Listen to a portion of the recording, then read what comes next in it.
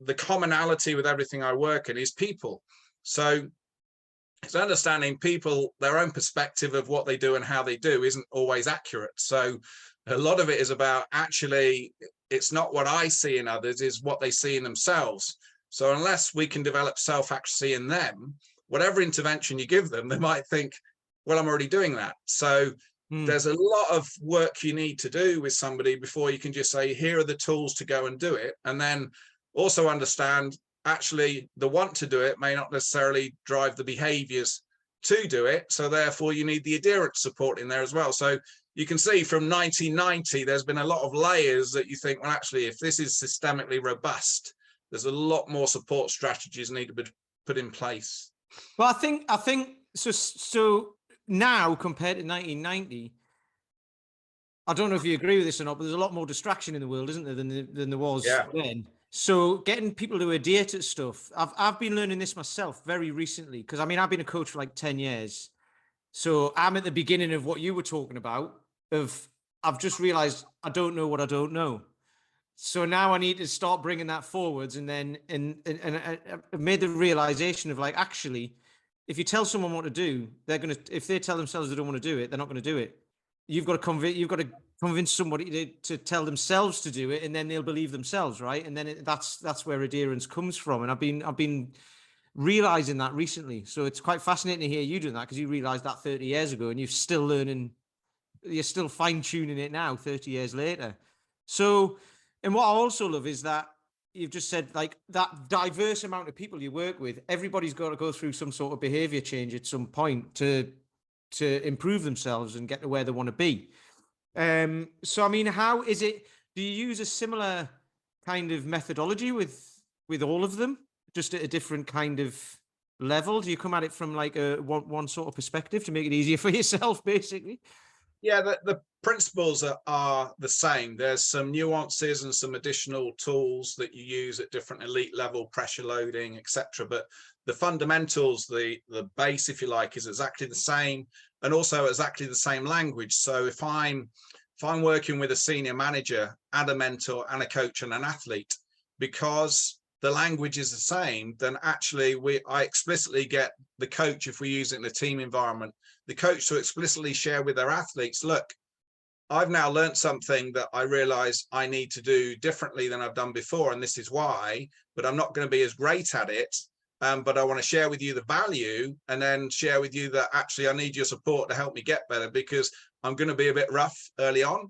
And that in itself, one, understanding everyone's using the same language, so then it's easier for people to support each other, but also for anyone to go against what they may normally think. We go, I'm the coach or manager, I should be the one that's good, to say, actually, no, you want to share, actually, you've recognized you need to change, and this is why, according to what we want to become, and you're sharing that you're not good enough yet and need their support. That's the greatest, not only role modeling, but actually it's the greatest adherence support structure, because then you can give permissions to anyone. So even senior adult coaches do this with young kids, 9, 10 years old, where they say, look, if I'm not doing this, you can say this to me. I'll give you a great example. A lot of coaches talk too much. Now, initially, they don't realize they talk too much. So I put a camera on their chest and say, look, just do you, film yourself coaching, and then I just want you to watch it back and just take time notes.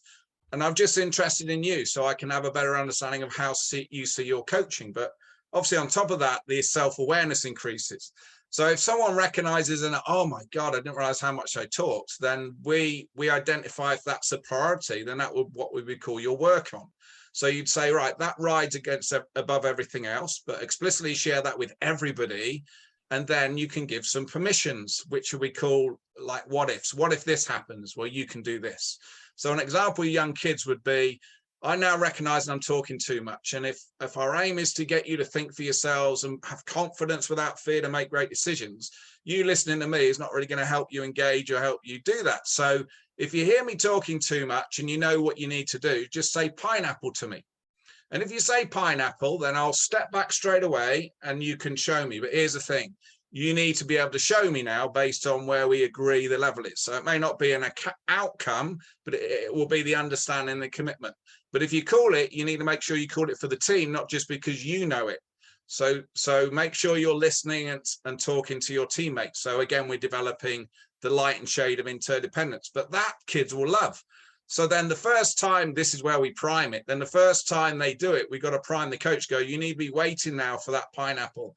And the first time somebody tentatively does it, because they're thinking, oh, you know, hang on a minute, will this actually work? You got to honor it 100%. And then afterwards, thank them for doing it. And then now we're developing the behaviors we want. So that's a tiny example that you might adjust for other people, but that's where it becomes common language. Everyone understands it, and everyone explicitly shares where they are on the journey and how you can support me in getting there. That's going to be a win-win for both of us. I think that's brilliant, because it helps people speak up as well, doesn't it? Because you're saying, look, I don't know everything. I'm vulnerable as well. I'm learning along the way. And it doesn't matter how much you know, you still need to know, you know, that you can't know everything, because everyone learns differently as well. So it's like, I've just written it down: vulnerability, mistakes, and then empathy. So then people are then, well, hang on, if you're vulnerable, affable, whatever you want to call it, well, I can be as well in your presence. And then it creates like a safe space, doesn't it? I think, for people to talk up.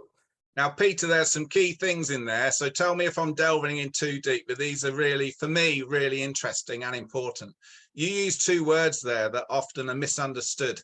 And also, once we understand them, sometimes we'll shift the language, or sometimes we'll shift their perception of the language. So you use vulnerability there. So in particular in elite sport, especially in the tough sports like rugby union and sub businesses, that word vulnerability is massively seen as a weakness.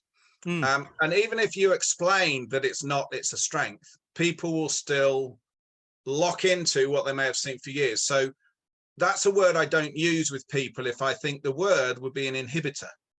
Because there's no point. You can explain it all you want, but if they think actually it's a weakness. So actually sharing and role modeling, actually they get that. The other word is mistake. Now, I'll give you a real world example for this.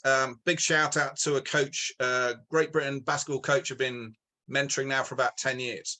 And he was under 16, under 18 GB coach. Now, if you know anything about basketball, the level of financial and depth support in this country is really low compared with a lot of the European counterparts. So Alan was at the European Championships.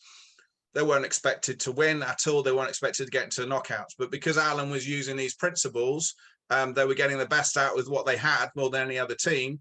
Alan was making the knockout stages, and it was a playoff, I think, for the final. And it was an extra time. And there was a couple of minutes left. I think it might have been less than a minute. And Alan called a timeout.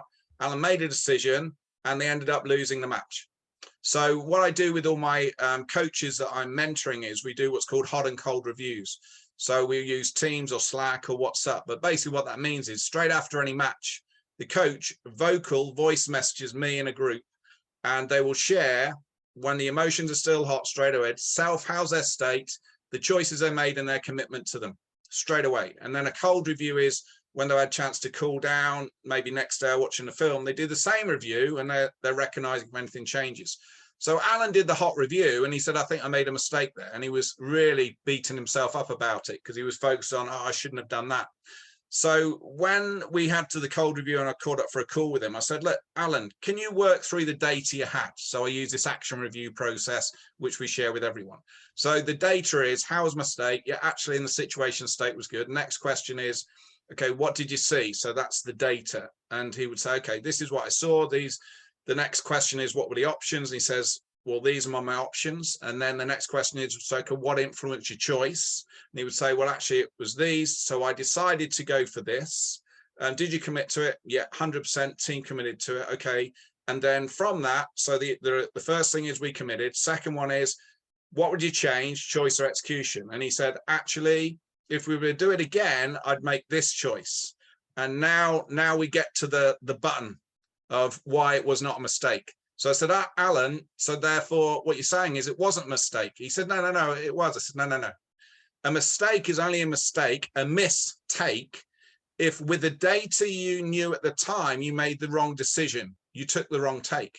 With the data you had at the time, you made the right take and you committed to it. Only after action did you have new data that could influence your decision next time. So if you now were to do it again and ignore that information, that would be a mistake. But at the time, it was not a mistake. And this is a big thing when people use that word mistake. What we got to get to, hang on, was it a mistake? Or actually, with the data you had at the time, you committed to the best choice you thought. Well, that's not a mistake. And this is huge for people to get their head around, because some people are so outcome driven. If the outcome's not what they want, they'll try and search for a reason why they should have done something differently. And sometimes there's too many variables to actually have that evaluation. Yes. Mark,